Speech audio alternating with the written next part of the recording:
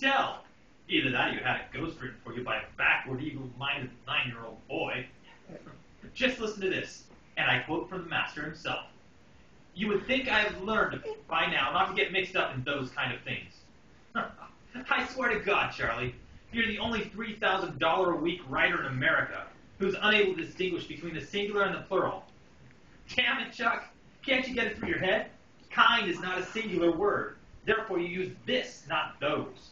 The fact that things is, in itself plural, while misleading to the illiterate, has nothing to do with it. Come on now, kid. Snap out of it. I've got to talk to you. Charlie. My name is Charlie Sorrell, and I can lick any man in the house. What? You and your friend up there. You can go louder, too. You think you're so smart. Well, I've got a big flash for you. You are. My God, Charlie. You're drunk. Flying, stinking drunk. What you say, my friend, has the tangled woof effect. How about that? Woof, tangled. How about that? Tangled woof from Workman Woof. Good, huh? Oh, it's beautiful, kid. You think I'm completely illiterate, don't you? Listen, my children, and you shall hear of the midnight ride of Paul Revere. 'Twas the 18th of April in 75. All right, Paul Revere, you've had enough to drink tonight. All right. I am illiterate. I'm a no-good illiterate bum. Don't try to deny it to save my feelings. I am. You know something? I never read the Brothers Karamazov. You read the Brothers Karamazov. Even poor, feeble-minded Janie Hyland read the Brothers Karamazov, but I never read the Brothers Karamazov. Listen, kid. Why don't I make you some coffee or something? I don't know how to make coffee. Good. That's exactly how it should be. A man should be helpless in the house. And if he's not helpless, he should pretend to be.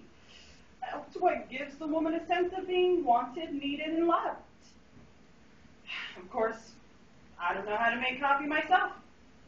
I can, if pressed, make instant coffee. Do we have any instant coffee? No. Now, what was I saying? Oh, yes, I know. We were talking about love. We were? Well, I was. I don't know why you keep talking about instant coffee when I want to talk about love.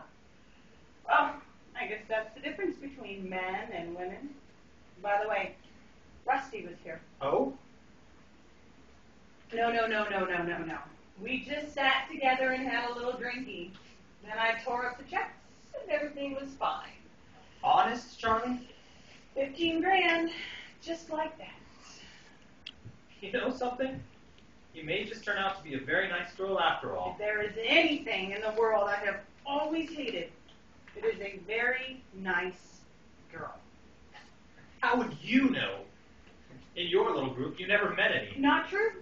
Not true at all. Franny Saltzman is very nice. Wears little white collars and goes to the supermarket herself and everything. I'm not absolutely sure that those are the essential characteristics. No. Franny's nice.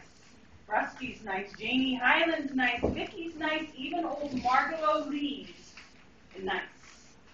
You know who was not nice? Me. All they ever needed was someone who could make them feel wanted, needed, and loved. I said that before, didn't I?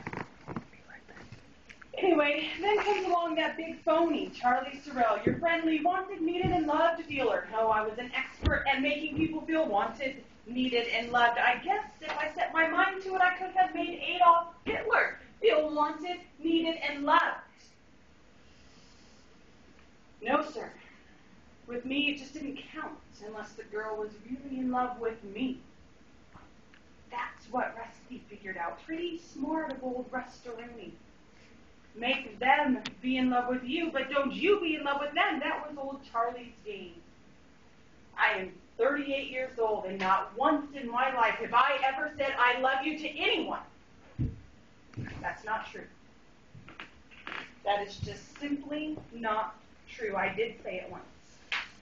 Well, I didn't say it. I yelled it, but it's the same thing. Charlie, don't you think you've had enough? I don't want to criticize, but you're pretty drunk. I am indeed pretty drunk, which must be clearly apparent to the naked eye, or even to the well-dressed eye, but I do know exactly what I am saying, which is exactly why I need chemical assistance. As you will understand in a minute, when I tell you that who I yelled those immortal words at was you. Now, don't panic. I am not going to make a scene. I am not going to call you up in the middle of the night and threaten to throw myself out the window. In the first place, the way they got this whole thing rigged, it probably wouldn't do any good. And in the second place, I do not want to be that kind of girl. I do not want to be the kind of girl who does those kind of things. That kind of thing. Are you sure that's right? It doesn't sound right. Anyway, I'm not sure. I will instead simply remark that you are the nicest man I have ever met in my whole life. And while, if I can possibly help it, I do not intend to wear little white collars to the supermarket, I am in my own way going to do my damnedest to be a very nice girl myself. I have some kind of a point. Now, what was it? Oh yes, no scene. I was simply going to further remark that it is a great pity that two such absolutely marvelous people cannot, but that's the way that yo-yo goes, isn't it? Charlie, please, get down from there. And I should like to say in conclusion that I have just discovered that Mr. Whoever it is up there is this pretty smart little cookie. First, he turns me into a girl. Okay, that rap I beat, but that, as we say in crap shooting circles, was just the indicator. First, the indicator, then the busticator, and a pretty good little busticator it was, too, me, Charlie Sorrell, the tender age of 38, I fall in love for the first time in my whole life with one person in the whole world who cannot, things being the way they are, possibly love me back. Very neat. Neat, but not gaudy. I congratulate you, sir. The defense rests guilty as charged. End of sentence, or rather, beginning of sentence. An eye for an eye, a tooth for a tooth, the punishment fits the crime. To hell with the handkerchief, you fire when ready, Gridley. And now, if there are no objections, I believe I will have something more to drink. On the other hand, maybe I will not. Georgie? Yes? I am very much afraid that in addition to our other troubles, I have suddenly been taken drunk. My goodness. Okay now, baby.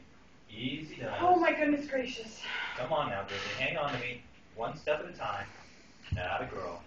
Across the river and up the stairs. Oh baby, I am There you so are. drunk. Sure you are, but the condition is only temporary. That's it. There you go. Drunk. I'd kind of keep the old head propped up a little if I were you. But you will get over it. Most people do. In many ways, it's no worse than a cold. Listen, Charlie, can you hear me? I have a stage disconglomeration. Do you want him to stop? Oh, yeah, they